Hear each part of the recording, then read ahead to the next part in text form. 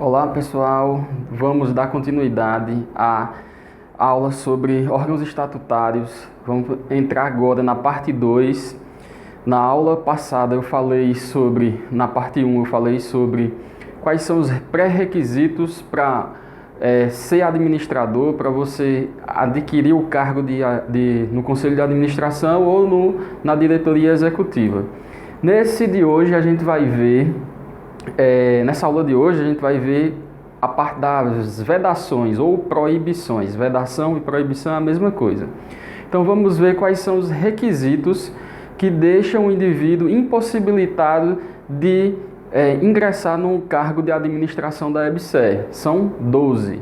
De cara, antes de entrar nesses 12 incisos, uma dica para você lembrar esses 12 incisos é lembrar que a maioria desses incisos eles falam de contraindicações para partidos políticos. Se você tem um vínculo à administração de partidos políticos, você não pode entrar como cargo da EBSER, entrar como administrador da EBSER. Mas tem outros a mais do que esses que falam sobre partidos políticos. Vamos ver. Inciso 1 fala de representantes de órgão regulador ao qual a EBSER está sujeita. Ou seja, se o indivíduo que vai concorrer a Conselho de Administração e Diretoria Executiva, ele faz parte de algum órgão que regula a EBSER, como por exemplo a União, o Ministério da Educação, ele não pode ser um administrador da EBSER. Vamos ver outro item.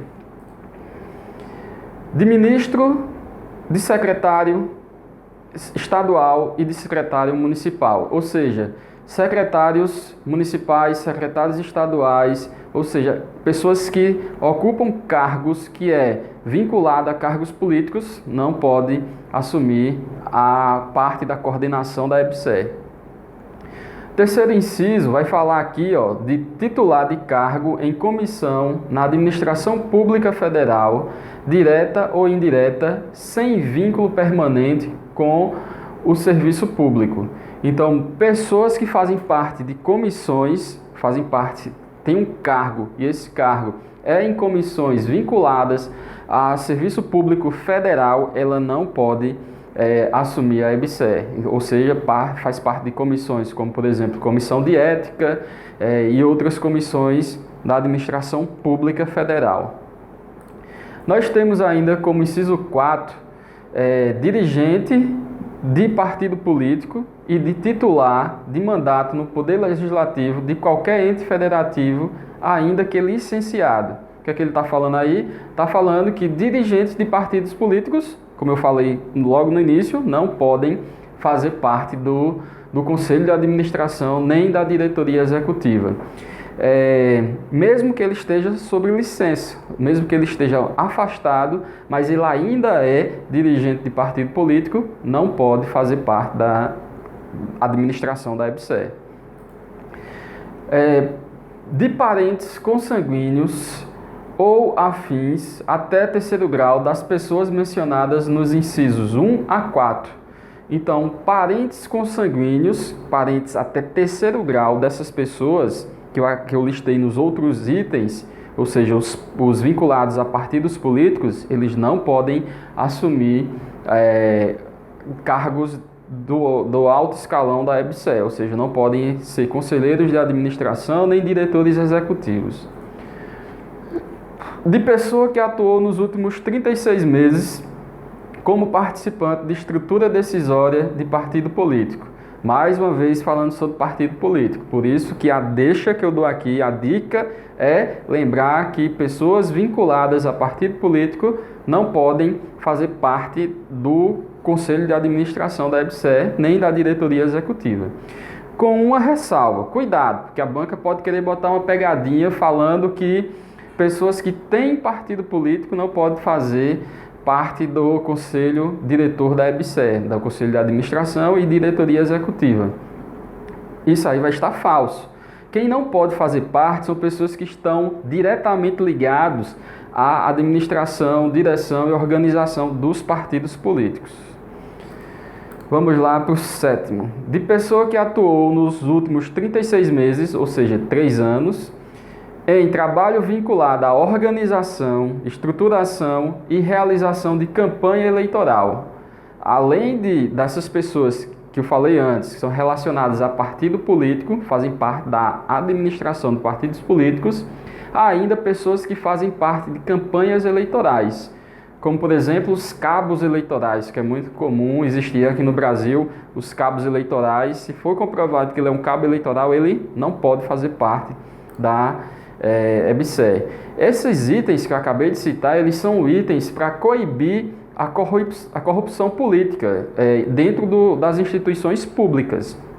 Então, essas medidas, elas são medidas para evitar que partidos políticos, os políticos interfiram de alguma forma na administração da EBSER, tomando algum proveito em relação a isso. No item 8, ele fala de pessoa que exerça cargo em função sindical, ou seja, pessoas que são parte dos sindicatos, ou seja, fazem parte de ter um cargo dentro dos sindicatos, eles não podem fazer parte da EBSER, parte da administração da EBSER. Nono, de pessoa física que tenha firmado contrato ou parceria como fornecedor ou comprador, demandante ou ofertante de bens ou serviços de qualquer natureza, com a União ou com a EBSER, nos últimos 3 anos anteriores à data de sua nomeação. Então, quem são essas pessoas que falam nesse inciso 9? São pessoas que negociaram com a EBSER ou com a União, pessoas que têm um negócio com a EBSER ou com a União, seja um negócio onde ele é um vendedor ou comprador de serviços da União e da EBSER. Essas pessoas não podem participar, aí a lógica já está dizendo por quê, porque eles podem querer tirar proveito do seu alto cargo lá dentro da EBSER para se beneficiar ou beneficiar sua empresa.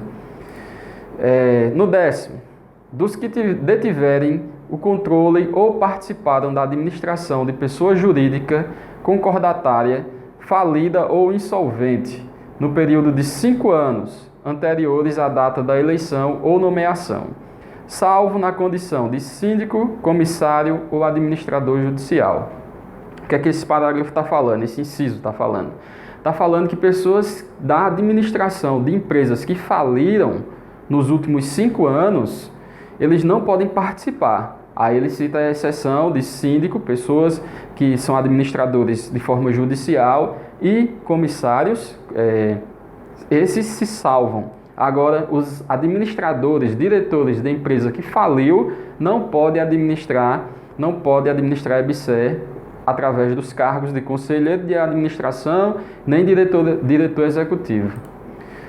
11º, de sócio, ascendente ou descendente, ou parente colateral, ou afim até o 3º grau, de membro do Conselho de Administração, da Diretoria Executiva e do Conselho Fiscal.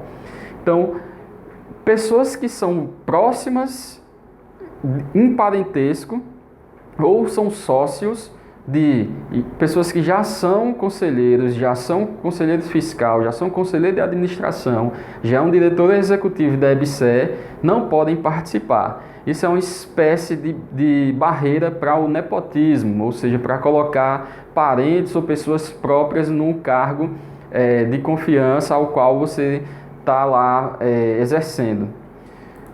O último inciso, ele fala de pessoas que tenham ou possa ter qualquer forma de conflito de interesse com a União ou com a EBSER.